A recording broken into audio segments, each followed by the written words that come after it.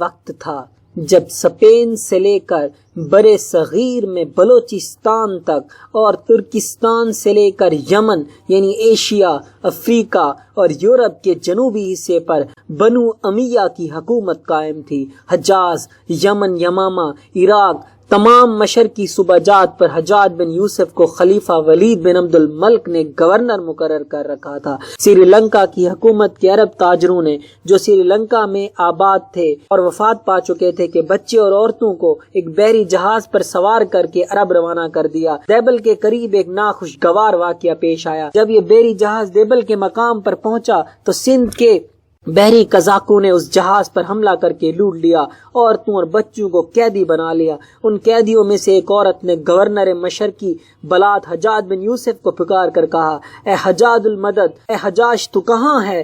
کسی مسافر نے یہ واقعہ حاکم عراق حجاج بن یوسف کو سنا دیا۔ حجاج بن یوسف یہ سنتے ہی تڑپ اٹھا۔ اس نے قسم اٹھائی کہ اس وقت تک منصب حکومت پر نہیں بلکہ زمین پر بیٹھے گا جب تک اس عورت کی بے حرمتی کا بدلہ قزاقوں سے نہیں لے گا، اور قزاقوں کے سرغنہ دہر حاکم سندھ کو نشان عبرت نہیں بنا ڈالے گا۔ چنانچہ قزاقوں اور حاکم سندھ سے بدلہ لینے کے لیے اس نے فوراً ایک لشکر محمد بن قاسم کی کمانڈ میں سندھ روانہ کر دیا۔ محمد بن قاسم نے حکومت سندھ کی اینٹ سے اینٹ بجا کر رکھ دی۔ راجہ دہر اور اس کی حکومت کا خاتمہ کر کے دیبل سے ملتان تک اسلامی حکومت قائم کر دی۔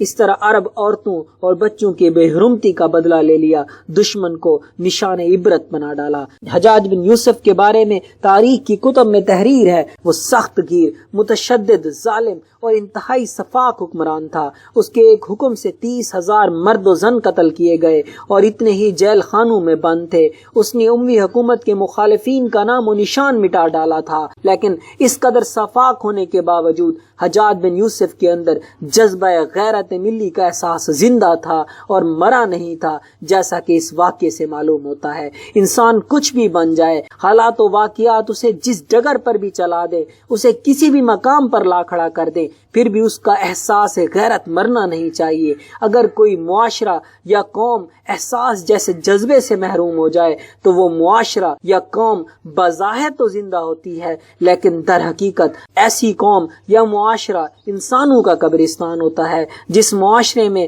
عبدالستار ایدھی، حکیم سعید، مدر ٹریسا اور انصار برنی جیسے لوگ نہ ہوں، وہ قوم یا معاشرہ بڑا ہی بد نصیب ہوگا اور وہ فلاح نہیں پا سکے گا۔ ہاں وہ قوم، وہ معاشرے کبھی بھی فلاح نہیں پا سکتے جو مذہبی اور سماجی رسومات اور پروگراموں پر نوٹوں کی بارش کرتے ہوں، مگر غریب مریض دواخانے کی استطاعت نہ رکھنے کے باوجود موت کے منہ میں چلے جائے۔ چند سکوں کی عدم دستیابی کی بنا پر ڈاکٹر عبدالقدیر بننے والے طلباء سکول جانے کی بجائے ورک شاپوں پر، فیکٹریوں میں دھکے کھانے پر مجبور ہوں، جہاں جوان لڑکیاں والدین کی چوکھٹ پر بیٹھی بیٹھی بوڑھی ہو جائیں اس لیے کہ ان کے والدین ان کی شادی کرنے کی طاقت نہیں رکھتے، اور ہاں جہاں بنگلوں اور کوٹھیوں میں رہنے والوں کے گھروں میں شراب و کباب کے دور چلے، مگر دوسری طرف ان کے پڑوس میں ایک غریب ماں خالی ہنڈیا چولہے پر رکھ کر اپنے بھوکے بچے کو تھپکیاں دے کر سلاتی ہو۔